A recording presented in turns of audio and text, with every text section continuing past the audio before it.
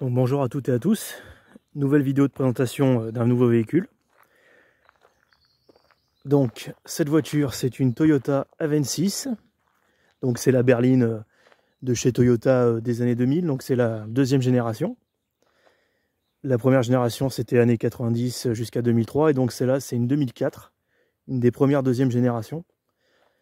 C'est donc la deuxième génération, elle s'appelle la T25 ou la T250. C'est la concurrente à l'époque de la 407, de la Laguna, de la Passat, etc., etc. Alors je suis content, j'ai trouvé un nouveau spot qui est pas mal, plutôt tranquille, mis à part les vieux qui font de la cueillette de champignons là. Mais sinon, on est un peu plus loin du TGV. Bon, on est quand même pas très loin. Hein. Bon. Donc ce véhicule, c'est mon nouveau délit. Alors pendant 10 ans, j'ai pas changé de voiture et maintenant je change tous les 3 semaines presque. J'ai eu l'occasion d'acheter ça pas bien cher et elle est bien équipée. Vous allez voir, j'ai pas mal d'options sympas. Donc à la place de la Clio, ça me paraissait un peu plus conséquent. Donc Toyota Avensis, c'est la berline de chez Toyota. Alors elle est brute, hein, c'est-à-dire qu'elle a encore des problèmes que j'ai pas réglés. Par exemple, le phare qui prend l'eau, voilà, super qualité. Bon, l'autre a pas ce problème, donc on va aller voir celui-là. Phare au xénon, c'est tout, hein, pas directionnel, voilà, hein, juste phare au xénon. Avec son petit lave-phare, d'ailleurs merci au mec qui m'a dit ça dans les commentaires de je sais plus quelle vidéo. En fait, quand vous avez des lave-phares, je veux dire, si c'est des xénons, il y a forcément les lave-phares. Si c'est pas du xénon, il n'y a pas de lave-phare. Donc la Clio, c'était pas du xénon, par exemple, que j'avais avant. Donc là, en l'occurrence, c'est du xénon, il y a le lave-phare. Voilà. Ça peut arriver que vous ayez le lave-phare sans xénon, mais c'est un peu plus rare. Bon, là, c'est du xénon. Voilà. Elle a les anti-brouillards à l'avant. Et puis, globalement, c'est tout. Le moteur, on en reparlera après. Moteur intéressant quand même. C'est une essence, évidemment. Est-ce que j'ai besoin de le préciser? J'achète jamais de diesel. Pour des raisons diverses et variées. Alors, les jantes qui sont plutôt jolies. C'est des jantes en 17 pouces, ouais, c'est ça. Alors, qui sont dégueulasses, je suis désolé. La voiture est propre pourtant, mais les jantes sont pourries. Puis les jantes, elles sont bien abîmées. Ça aurait à refaire, mais elles sont très belles ces jantes. Répétiteur de clignotant qui est sur l'aile, sur ces voitures-là. Donc, elle est noire, hein, vous pouvez voir, hein, très beau noir, pailleté, bien sympa. Je me recule un peu, la voiture est grande, hein. C'est une bonne berline. Je fais gaffe de ne pas me casser la gueule non plus. La trappe à essence qui est sur le côté gauche sur ces voitures. De mémoire, je crois que c'est la seule voiture que j'ai eue jusqu'à présent qui avait la trappe à gauche. L'arrière qui est un peu spécial, hein. On aime ou on n'aime pas. Moi personnellement, ça ne me dérange pas. Enfin, ce qui me dérange, c'est ça là. Je sais pas qui a eu l'idée de mettre ça, mais c'est très moche. Puis ça sert à rien en plus. Donc elle a un anti-brouillard arrière et un feu de recul arrière, un seul. C'est un peu con de faire ça parce que moi je préfère quand elles ont 2 feux de recul, hein, c'est quand même mieux pour voir. Hein. À la base, un feu de recul ça sert à voir hein, pour quand on recule. Alors elle avait de l'attelage hein, que j'ai enlevé, enfin j'ai enlevé le crochet parce que bon, c'est très moche un attelage. Pareil, hein, elle est encore dans son jus, hein, un bon beigne ici qu'il faut que je rattrape. Troisième feu stop ici. L'essuie-glace qui sert à rien et qui est très moche mais qui est présent, qui est fonctionnel. Et en fait la particularité, ce qui est sympa, c'est qu'en fait c'est un haillon, c'est une 5 portes. C'est pas elle a existé en coffre et en break, hein. Et moi j'ai la version 5 portes, donc c'est un haillon. Le coffre est immense, hein, vous pouvez mettre 6 macabées sans problème, découpé hein, bien sûr. On a une petite lampe là. Un petit rangement ici. Un petit rangement ici, il y a mon triangle là, vous voyez. Un bidon d'huile, parce que la mémère elle consomme un peu de l'huile, hein, elle a 20 ans. Pas des masses, mais un peu. Mais super sac de chez Carrefour. Vous voyez, le coffre, il est vachement grand. On peut vraiment charger du matos. C'est pour ça que ça me plaisait bien. Et vous pouvez bien sûr rabattre la banquette hein, en 1/3, 2/3. Donc c'est franchement pas mal. Alors je sais pas si c'est une option ou pas, hein, honnêtement, mais il y a un rideau. Voilà, peut-être une option. je ne sais pas.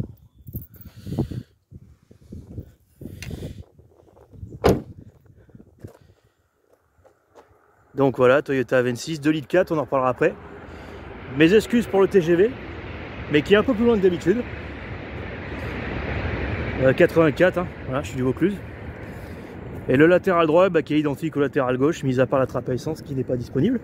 Enfin, qui n'est pas de ce côté, je veux dire. Puisqu'elle est là. Allez, on passe à l'arrière. Ah oui, j'ai oublié de dire tigeon chromé là, sur les portes. Ça, c'est sympa.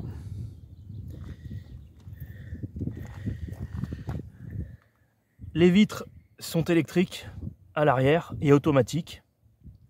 On a un faux bois plastique, mais qui est plutôt belle qualité, plutôt joli en plus, qui vieillit bien. Et on a du cuir, des petits tweeters qui sont dans les portes. Et donc j'ai un intérieur full cuir, de couleur blanc, enfin de couleur crème plutôt, qui est en super bon état. Je pense que c'est une option, j'en suis pas sûr, mais à mon avis, ça doit être une option. Donc vous voyez, il y a 3 appuis-têtes, hein, c'est une 5 places. Et on a un accoudoir central, malheureusement on n'a pas de trappe à ski. Mon petit scratch, hein, toujours là. Ici on a quoi? Porte-gobelet, pardon, décidément. Voilà, ça c'est typique américain, j'ai envie de dire. Les poignées. Et là, il y a un petit plafonnier. Voilà. Et des petits rangements. Et ici, on a un petit cendrier. C'est notre époque, hein. La voiture a 20 ans. Et une prise allume-cigare. Prise 12 volts. Voilà.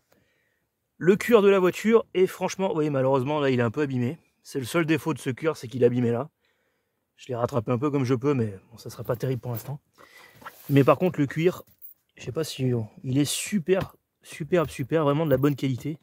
Par rapport à la Clio, il n'y a pas photo. On est quand même inférieur à la qualité de la 407. Je compare la 407 parce que c'est celle où j'avais un beau cuir aussi. Mais on est bien mieux que la Clio.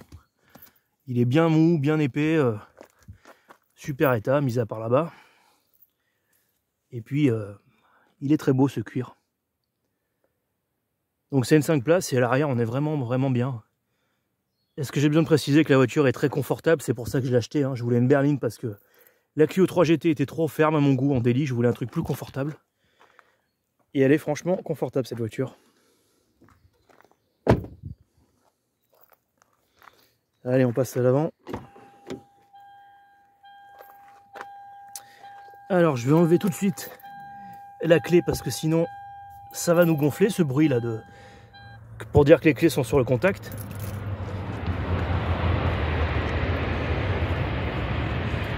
Donc la voiture a la centralisation, hein, des 4 portes qui s'active via ce bouton là. Ça c'est le blocage des vitres arrière. Les 4 vitres sont électriques, automatiques les 4. C'est-à-dire qu'elles descendent automatiquement et remontent automatiquement pour les 4. Comme c'est écrit, hein, au loto. Et ici vous avez le petit bouton qui permet d'ouvrir la trappe à carburant. Je sais pas si c'est un truc mécanique ou avec un moteur. Je pense que c'est mécanique ça. C'est une ancienne. Donc voilà, petit bouton sympa, petite loupiote. Alors le cuir sur les portières est extrêmement dur. C'est juste pour décorer, hein. Le cuir des sièges est excellent. Par contre là c'est vraiment de la déco, hein. Mais enfin c'est plus joli que du plastique ou du tissu pourri. Là ça va un peu mieux. Bon, regardez le cuir quoi, voilà. Bon, il y a comment ça s'appelle, un vide-poche bien sûr.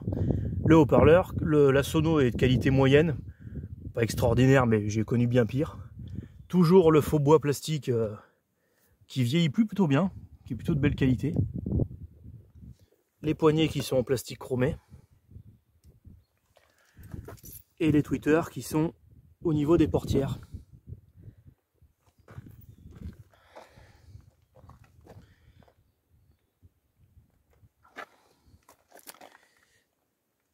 Voilà, toujours le cuir bien sûr, qui comme vous pouvez le constater est vraiment en super état pour une voiture qui a 20 ans. Bon, bien sûr il est un peu marqué mais il n'est pas déchiré, il n'est pas craquelé. Et dans les sièges il est vraiment de bonne qualité, il est super confortable, super moelleux. Moi j'aime beaucoup la découpe aussi du cuir là comme ça. Là. Il y a l'assise qui est comme ça. Là il y a un petit bourrelet et là il y a les béquets quoi. Les sièges qui sont électriques. Et même les réglages des lombaires électriques. Que sur le conducteur ça par contre, le passager l'a pas. Donc réglage des lombaires électriques. On peut régler donc bien sûr l'assise. Vers le haut, vers le bas. Plus ou moins avancé, plus ou moins reculé. Et le dossier. Et donc, elle est équipée d'airbags SRS. Il y en a de partout des airbags. Hein. Il y en a même un ici. Un airbag de genou. Je crois que, si je dis pas de bêtises, c'était la berline qui avait le plus d'airbags. Il y en avait 11 à l'époque. Qui étaient fournis. Donc, c'est vraiment pas mal. Je vais monter dans la voiture parce que en ce moment, il y a plein de... Vous voyez peut-être pas, mais il y a plein de merdes blanches, là, de pollen. Là. C'est assez insupportable.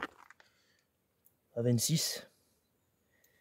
En plastique malheureusement, c'est pas de l'aluminium. Les petits tapis. Allez, j'ai monté dans la voiture. Ça évitera d'avoir trop de trucs blancs dans la voiture. Voilà, comme ce truc là qu'on a bien vu exemple. La clé, donc fermeture des portières, ouverture. Et ça c'est pour ouvrir le coffre à distance. Malheureusement là ça marche pas, encore un truc à réparer. Alors chez Toyota ils ont toujours fait des clés qui font 10 mètres de long. 4x4 c'est pareil, j'avais une clé, on aurait dit un couteau. Donc qu'est-ce qu'on a? On a des petits boutons bien sympas ici. Alors ici on a l'ESP déconnectable. Là on a les lave-phares parce qu'en fait cette voiture vous pouvez laver les phares à votre choix, c'est pas forcément combiné automatiquement avec les essuie-glaces. Donc vous pouvez laver le pare-brise uniquement. Et si vous voulez, une fois que les feux sont allumés, bien sûr, sinon ça marche pas, vous pouvez laver les phares. Donc on a un bouton dédié. Ça c'est plutôt cool. On a les rétroviseurs qui sont réglables électriquement avec le joystick ici. Vous choisissez votre position. Ils sont rabattables électriquement. Donc c'est pas mal hein, pour une voiture des années 2000. Je vais vous montrer. Alors bien sûr, ça ne marche pas quand vous fermez ou vous ouvrez la voiture, hein, ça marche que quand vous appuyez sur le bouton. Donc vous appuyez. Hein. Voilà. Et vous pouvez admirer que ça marche super bien. Voilà, donc c'est vraiment avec ce bouton-là, on choisit ou pas de rabattre les rétros. Là, vous avez les fusibles. Et ça, c'est une particularité de cette voiture qui font que les Japonais sont des fous et qu'on les aime pour ça. Ça, en fait, c'est le désembuage des essuie-glaces. C'est assez hallucinant. Je vais vous montrer, que vous compreniez bien. Ils sont fous, ces Japonais. Alors, je sais pas si vous verrez bien. Ah, c'est pas évident de montrer. Ah, là, vous voyez ce truc rouge, là, qui fait tout le tour, là. Là, on le voit un peu bien. Et ben en fait, ça sert à désembuer les essuie-glaces. À dégivrer les essuie-glaces. En fait, vous n'avez pas besoin de les décoller comme ça. Quand ils sont givrés, vous démarrez la voiture. Bien sûr, vous mettez le désembuage du pare-brise, de la lunette arrière, enfin classique. Et vous appuyez sur ce bouton et il marche pendant 15 minutes, je crois. Après, il s'enlève automatiquement si vous ne l'enlevez pas. Vous appuyez, oui, ça s'allume. Et en fait, ça permet de dégivrer les essuie-glaces. C'est franchement pas bête. Hein. Voilà. Toujours les petites boiseries. Moi, j'aime bien. Je trouve que ça fait un look sympa. Après, il y en a qui n'aiment pas. Mais bon, ce qui est dommage, c'est que c'est pas du vrai bois. Mais à cette gamme-là de prix, voilà. Hein. Donc voilà ce qu'on a ici. La colonne de direction qui est réglable en hauteur et en profondeur. Le commodo des feux, bien sûr, et des anti-brouillards avant-arrière. Les clignotants. Voilà, classique, hein, forcément. Sur le volant, donc on a un beau volant en cuir qui malheureusement est abîmé ici. Je vous ai dit, elle est brute, hein, j'ai pas encore tout rattrapé dessus. Je pense que ça, typiquement, c'est un mec qui a foutu une boule à la con, là. Bref, peu importe. Alors ici, on a quoi? Les commandes au volant qui sont donc sur le volant, sur cette voiture-là. Plus et moins pour le volume. Ça, c'est pour changer les stations ou la piste. Et mode, c'est pour mettre... alors, il y a plusieurs modes. Hein. Il y a le CD, il y a même le lecteur cassette. Il est collector, cet autoradio. Et en plus, il est magnifique, en alu.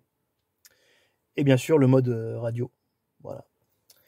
Et ça, c'est les commandes au volant pour le GPS, parce qu'elle est équipée du GPS en option.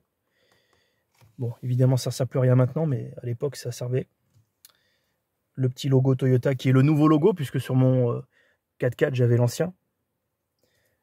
Airbag SRS, comme les Mercedes. Le régulateur de vitesse, il n'y a que le régulateur, pas le limiteur. Mais pour moi, c'est parfait, puisque le limiteur, ça ne me sert à rien, on ne me limite pas, moi.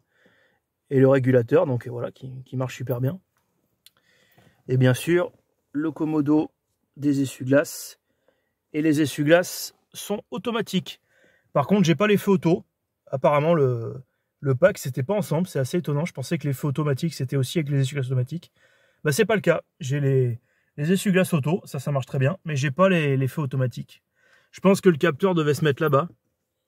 Ce truc là, cette boule là. Sauf que moi, bah, en fait, il n'y a rien. C'est un téton en plastique. Hein. Je pense que ceux qui ont l'option, le capteur, il est là. Bon, je vais quand même ouvrir parce qu'on crève de chaud. Parce qu'il fait 20 degrés, mais en fait, il fait super chaud. Donc voilà, vitre électrique. Ah ouais, une particularité que je vous ai pas dit, c'est assez rare aussi sur les voitures. Je sais pas si vous avez vu, les vitres électriques descendent complètement. Il n'y a pas de sécurité enfant là, vous savez où elle s'arrête entre les deux là. Elles descendent, elles remontent complètement. Et elles sont full auto. Les 4. Donc ça c'est plutôt sympa. Et ici vous avez le mode neige là, ETC Snow, ECT Snow pardon. Donc ça c'est le mode neige pour la boîte de vitesse, on en reparlera après. Puisque la voiture est équipée d'une boîte automatique. Alors au niveau du compteur, le compteur est plutôt pas mal, plutôt complet. Par contre cette couleur jaune, j'ai un peu du mal quand même. Alors qu'est-ce qu'on a? Bien sûr on a la jauge à carburant, on voit que j'ai plus rien. L'essence coûte une fortune dans ce putain de pays. Le voyant des ceintures qui clignote. Ça c'est le ceinture conducteur. Et le voyant des ceintures passagers qui clignote, il est ici. Donc ça marche pour les deux sièges. Des embuages arrière, bien sûr. Et ça, c'est encore une folie à la japonaise. Voilà. Porte-gobelet. Super sympa. C'est chouette ça. Warning. Ensuite, vous avez le compteur de vitesse. Jusqu'à 240. Il fait 20 degrés dehors. Elle a 156 204 km. Donc pour une berline comme ça, c'est correct. Le contour qui va jusqu'à 8000, puisqu'évidemment c'est une essence. On voit que c'est une boîte auto, puisqu'il y a PRND. Il est 14h50. Et bien sûr, la température d'eau moteur. Bon, elle est chaude, hein, puisque je suis venu ici. On a un joli cerclage chromé là, sur les compteurs. Plutôt sympa. Puis après, on a divers voyants, hein, bien sûr, qui s'allument ou pas. Donc le compteur est plutôt joli. Le seul truc que je lui reproche, en fait, c'est cette couleur un peu jaune là. C'est pas très beau. Ils auraient pu faire un truc un peu plus moderne. Bon, je rappelle, la voiture est de 2004, donc on va pas trop lui cracher dessus à ce niveau-là. La voiture est équipée en option du GPS, donc on a un grand écran. Alors là, en l'occurrence, moi j'ai mis l'ordinateur de bord, parce que le GPS, ça me sert à rien. On voit que la voiture consomme 6 litres 8 au 100. Donc pour une grosse berline avec un gros bloc comme ça, c'est vraiment pas mal. Et encore là, j'ai un peu pas mal consommé parce que j'ai un peu tiré dessus dernièrement là, mais j'arrive à tomber même à 6 litres en roulant vraiment cool, donc c'est vraiment pas mal. On voit qu'il me reste 81 km. Alors, malheureusement, c'est écrit en anglais et j'arrive pas à le mettre en français, même en choisissant la langue française, ça reste en anglais, c'est dommage. Bon, c'est pas bien compliqué, hein. Si on n'est pas stupide, on comprend. Il me reste 80 km avant de faire le plein. La vitesse moyenne, là, c'est 25 km/h et j'ai fait 2 km, donc forcément, j'ai pas roulé bien vite. Voilà. Cet écran, vous pouvez choisir de le fermer, si vous ne le voulez pas. Ici, c'est pour choisir l'orientation. Vous pouvez plus ou moins l'incliner. Sachant que par défaut, là, quand j'éteins le contact, il se referme tout seul, il se rétracte tout seul. Et quand je mets le contact et que je démarre la voiture, il s'ouvre avec le petit logo Toyota. Cet écran se contrôle avec une petite télécommande comme la Clio, sauf que là c'est mieux foutu parce qu'en fait elle a un rangement, cette petite télécommande. Vous voyez, quand je le mets, elle se recharge. Donc vous pouvez choisir Alors là, il me dit français, oui, je dis français. Voilà, vous pouvez choisir la map. Hein. Bon, le GPS, moi, encore une fois, ça sert à rien. Vous pouvez choisir donc les menus. Vous pouvez revenir en arrière. Vous pouvez l'éteindre. Les infos. Donc moi, par exemple, voilà, j'ai mis ce qui s'appelle trip information. Voilà. Mon dragon commence à me faire chier. Parce que j'ai mon petit dragon là qui m'embête. Et ce qui est chouette aussi avec cette voiture, c'est que je retourne dans les infos. Si vous allez dans maintenance, vous avez toutes les maintenances que vous pouvez rentrer. Par exemple, vous voyez, j'ai fait la vidange d'huile il n'y a pas longtemps. Et j'ai rentré. Donc je l'ai fait à l'époque. J'avais mis 15 000 bornes et donc 12 250 avant de faire la prochaine vidange. Donc c'est franchement pas mal. Hein. Et voilà, vous voyez, j'aurais pu parler. Ah, le soleil là qui m'embête en plus là. Vous avez le filtre à huile, vous avez les pneus, vous avez la batterie, enfin, il y a tout quoi. Le brake oil, alors c'est en anglais malheureusement, mais on comprend. Hein. Les essuie-glaces, le LLC c'est liquide de boîte automatique. Brake oil, voilà, c'est les freins, machin. Enfin vraiment, le filtre à huile, enfin il y a tout quoi. Donc ça c'est franchement pas mal. J'aime beaucoup ce genre de détails. Allez, je me remets sur trip information. Et donc cette petite télécommande, une fois que vous n'en servez plus, vous la rangez dans son support, vous la clipsez. Voilà. Elle tient, comme ça elle a un rangement nickel, elle balade pas n'importe où. Et en plus elle charge. Donc ça c'est cool. C'est bien pensé. Alors l'autoradio qui est collector, parce que vous avez lecteur CD et lecteur cassette, ça c'est génial. Donc vous pouvez mettre le trafic, enfin tous les réglages que vous connaissez, hein, les disques, AM, FM. Là-bas c'est pour régler les basses, les aigus. L'autoradio, il m'a l'air d'être dans un... Je pense que touché, on dirait que c'est du vrai aluminium. C'est pas du plastique, ça a l'air d'être vraiment de l'alu. C'est pour ça que c'est bizarre, ils auraient pu mettre du vrai bois, parce que c'est pas du plastique ça au toucher. Hein. Ou alors c'est vraiment très bien fait. Ah, c'est peut-être du plastique, mais c'est tellement bien fait. Je pensais, moi, au toucher, que c'était vraiment de l'alu. Ah, c'est peut-être du plastique quand même. Mais il est vachement bien foutu ce plastique. Alors je sais pas si c'est de l'alu en fait. C'est peut-être de l'alu, j'en sais rien. Voilà, lecteur CD, lecteur cassette. Ça c'est cool. Climatisation automatique bizone. Avec température à gauche, température à droite. Clim qui marche très bien. Vraiment, la voiture a 20 ans, elle souffle du froid comme si elle était neuve. Vous avez un petit cendrier. Alors bien sûr, moi je ne fume plus. Hein. Je fume pas. J'ai jamais trop fumé. Où j'ai mis ma petite prise pour recharger le téléphone. Et dans lequel je range les jetons et les pièces pour laver la voiture. Boîte automatique, 5 rapports. J'adore les boîtes auto. Je ne peux plus m'en passer. Voilà, donc PRND et le mode sport, entre guillemets. Hein, c'est plus un mode semi-manuel. Donc c'est une boîte 5 qui marche bien. Franchement, elle est douce, elle est confortable, elle est agréable. Des fois, il y a des petits à-coups, mais je sais pas, c'est quand elle est froide en fait. Quand elle est chaude, un vrai régal. Les sièges chauffants, donc, vous voyez, elle est vraiment bien équipée. Hein. J'ai vraiment une voiture qui a 20 ans, mais qui est bien équipée. Siège chauffant, conducteur et passager, bien sûr. La petite télécommande que je disais. Frein à main. Et ici, on a un petit accoudoir dans lequel il y a des conneries, un masque, un chiffon, voilà.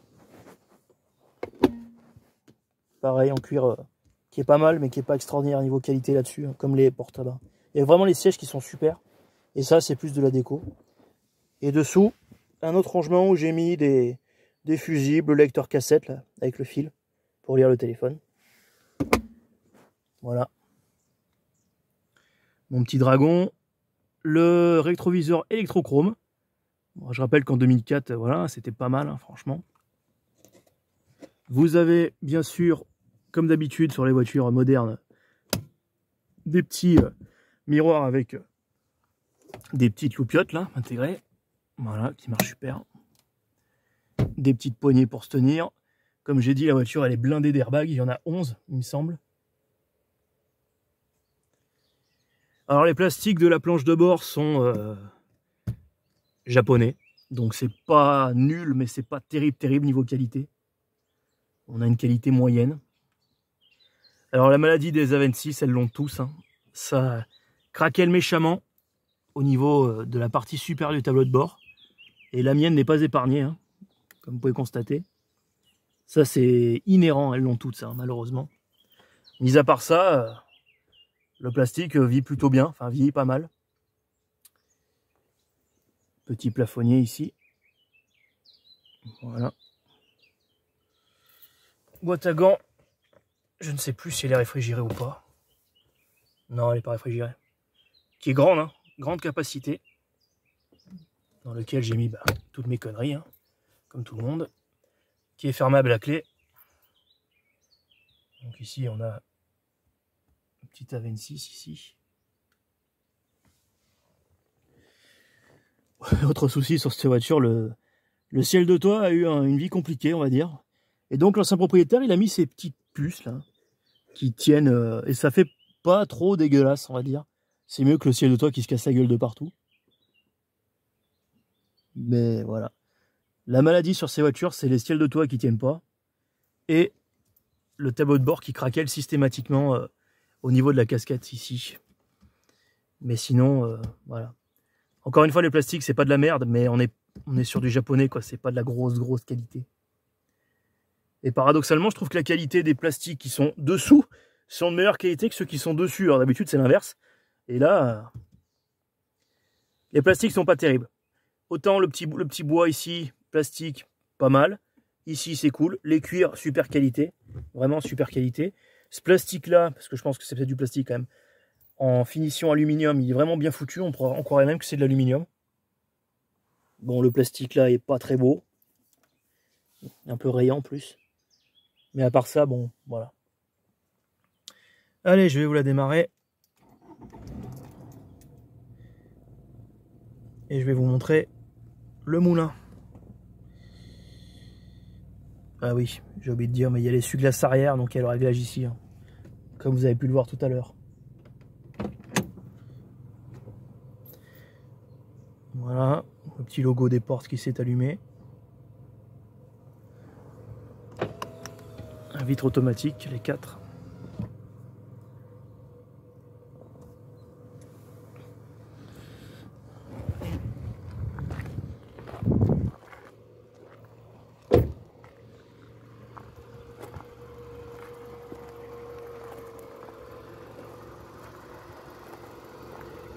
Non, je vois le capot.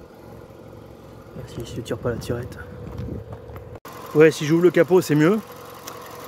Donc, le moteur, c'est le plus gros moteur essence possible sur cette voiture. C'est un 2,4 litres essence qui fait 163 chevaux. Un 2,4 litres atmosphérique. Hein.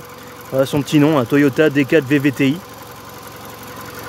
Très bon moteur, hein, pour l'instant. Ça fait pas longtemps que j'ai la voiture, hein, j'ai depuis janvier, donc ça fait 3 ou 4 mois. Il me bouffe un peu d'huile, le salaud, mais à part ça, marche bien. Il a bien 163 chevaux, il est confortable. C'est un moteur essence, donc il a un petit bruit sympa d'essence. Encore une fois, elle est dans son jus, elle est brute. Hein. Donc j'ai pas encore eu le temps de nettoyer, de refaire les trucs qu'il fallait refaire. On voit que ça se casse la gueule, faut que je remette tout. Là, il y a un tuyau il y a un plastique qui me plaît pas, là. Parce que c'est ça. Une durite de je sais pas quoi. Pour l'anecdote, ça c'était cassé, je l'ai remplacé, je l'ai acheté chez Toyota. Ça coûte 25 € ça. Voilà. Juste pour rigoler. Alors, en casse c'est introuvable, hein, c'est pour ça que je suis allé l'acheter chez Toyota. Donc Toyota c'est bien. C'est une des rares marques où vous pouvez vraiment acheter toutes les pièces, ils ont tout. C'est vraiment super. Mais par contre le prix des pièces, ils sont fada quoi. Donc voilà, il y a plusieurs moteurs diesel, moteurs essence, dont le fameux D4D diesel très connu là-dessus. Moi j'ai pris le moteur essence, hein, bien sûr, c'est mon habitude. Et donc c'est un 2,4 litres, 163 chevaux, essence Atmo. Avec cette boîte auto, et forcément il y a la boîte auto sur ce moteur. 5 vitesses. Pour l'instant rien à dire, un bon moteur. Ah oui, en plus j'ai oublié de dire, c'est une distribution à chaîne là-dessus. Vous n'avez pas de courroie de distribution à changer là-dessus. Premier moteur, deuxième moteur à chaîne que j'ai, parce que la Chevrolet c'était aussi un moteur à chaîne. Donc voilà, petit moteur bien sympathique pour l'instant. J'ai un peu de taf dessus à faire, hein, comme vous pouvez voir. Hein. Phare à changer, nettoyer le moteur, les jantes à peut-être à refaire, enfin, il y a un peu de taf quoi. Mais c'est franchement une bonne petite voiture.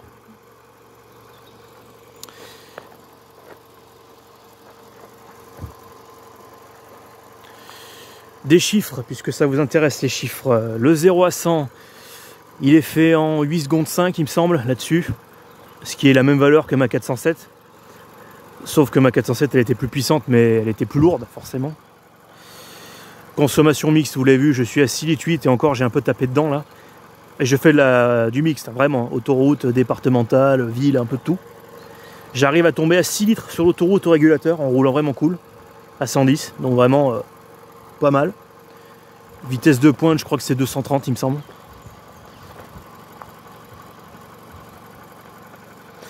Et pour ceux que ça intéresse, je l'ai acheté 4000 € en janvier. Donc si vous cherchez de la berline vraiment pas chère et plutôt bien équipée, très fiable puisque c'est du Toyota. Toyota n'a plus à prouver sa fiabilité. Et bah je vous conseille vraiment cette voiture. Alors après le design bien sûr, il faut aimer. Moi personnellement ça me dérange pas.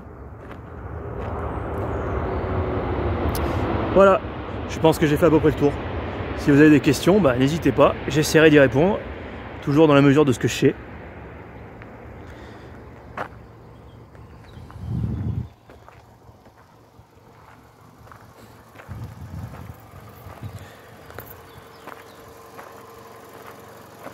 Et je vous dis à bientôt pour une prochaine vidéo.